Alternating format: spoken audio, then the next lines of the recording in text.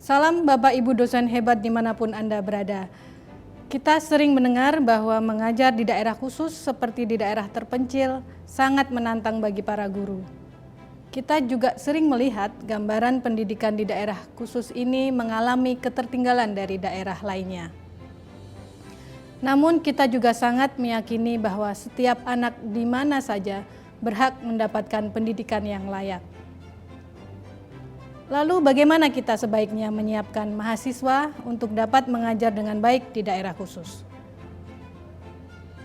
Pada mata kuliah ini, mahasiswa akan mendapatkan tidak hanya materi tentang konsep daerah khusus, namun juga melakukan eksplorasi dan refleksi secara kolaboratif mengenai praktik dan isu-isu pendidikan dan pembelajaran di daerah khusus.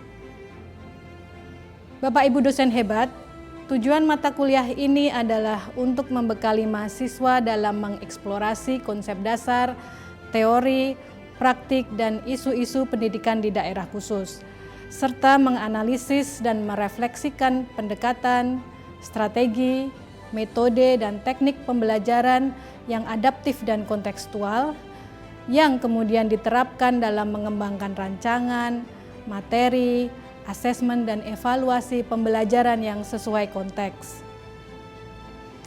Mata kuliah ini dapat melibatkan instruktur yang berasal dari guru penggerak atau praktisi pendidikan.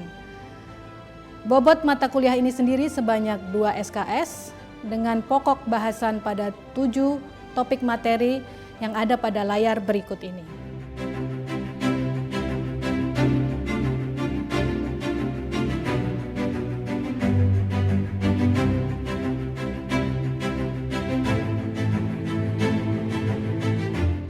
Bapak Ibu dosen hebat, modul ini dirancang menggunakan alur merdeka, yaitu mulai dari diri, eksplorasi konsep, ruang kolaborasi, demonstrasi kontekstual, elaborasi pemahaman, koneksi antar materi, dan aksi nyata.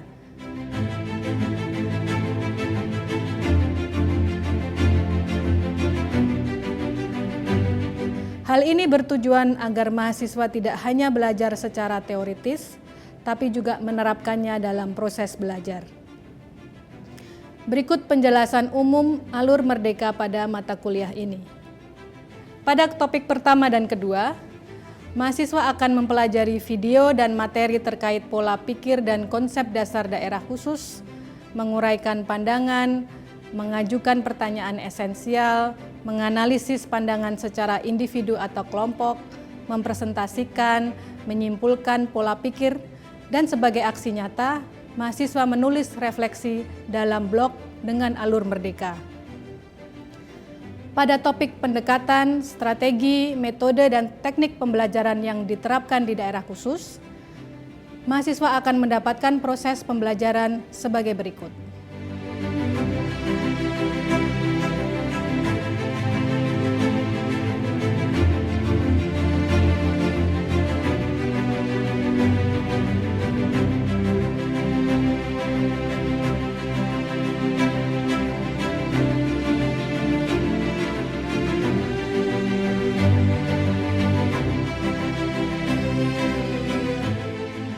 Pada topik materi keempat dan kelima yang dibahas bersama topik ketujuh, aktivitas dimulai dengan melakukan refleksi dari proses merancang RPP. Dilanjutkan mahasiswa melakukan asesmen, evaluasi, mempelajari, mendiskusikan, menyimpulkan proses merancang dan memodifikasi materi, berbagi referensi dalam kelompok dan presentasi. Selanjutnya, mahasiswa menganalisis isu-isu, mendiskusikan, menyimpulkan esensi dari adopsi dan adaptasi materi, asesmen dan evaluasi, termasuk mengaitkan keseluruhan topik dan mata kuliah lainnya. Pada bagian akhir, sebagai bagian dari aksi nyata, mahasiswa praktik mengembangkan materi mengajar dan asesmen, dan menulis refleksi dalam blog untuk tiap topik. Pada bagian terakhir, yaitu topik materi ke-6 yang dibahas bersama topik ke-7, mahasiswa diajak kembali merefleksikan pola pikirnya beserta nilai-nilai dan kompetensi yang diperlukan untuk mengajar di daerah khusus. Aktivitas dilanjutkan dengan mengeksplorasi pengalaman mengajar narasumber praktisi yang dihadirkan dalam proses perkuliahan. Dalam kelompok, mahasiswa mendiskusikan pembelajaran terpenting beserta pertanyaan lanjutan dan mempresentasikannya untuk direspon oleh narasumber.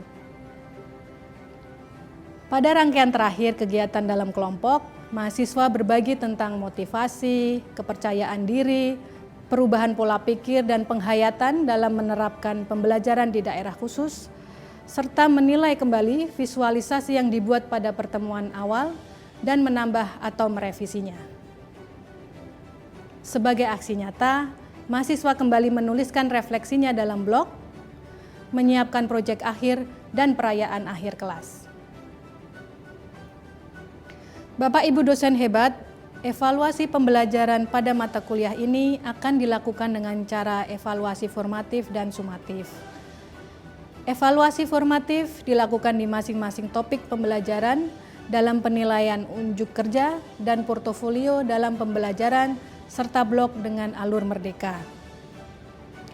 Sedangkan untuk evaluasi sumatif dilakukan melalui tes tengah semester dan akhir semester dalam bentuk proyek. Proyek tengah semester berupa penyusunan rencana pelaksanaan pembelajaran atau RPP 1 semester, mengacu pada silabus yang dilakukan secara kolaboratif untuk menghasilkan kompilasi RPP pada pendidikan di daerah khusus, baik untuk level SD, SMP, dan SMA, beserta referensi terkait lainnya. Pada akhir semester, mahasiswa akan membuat pengembangan materi pembelajaran dan simulasi mengajar dalam bentuk video. Demikian perjumpaan kita kali ini Bapak Ibu dosen hebat. Semoga modul mata kuliah ini dapat berkontribusi dalam upaya memenuhi hak belajar semua anak di mana saja dengan pendekatan yang berpusat pada siswa dan melalui metode, strategi, dan teknik pembelajaran yang kontekstual sehingga terwujud cita-cita merdeka belajar baik untuk siswa dan gurunya. Mari bersama-sama bergerak menuju guru profesional dalam mewujudkan merdeka belajar.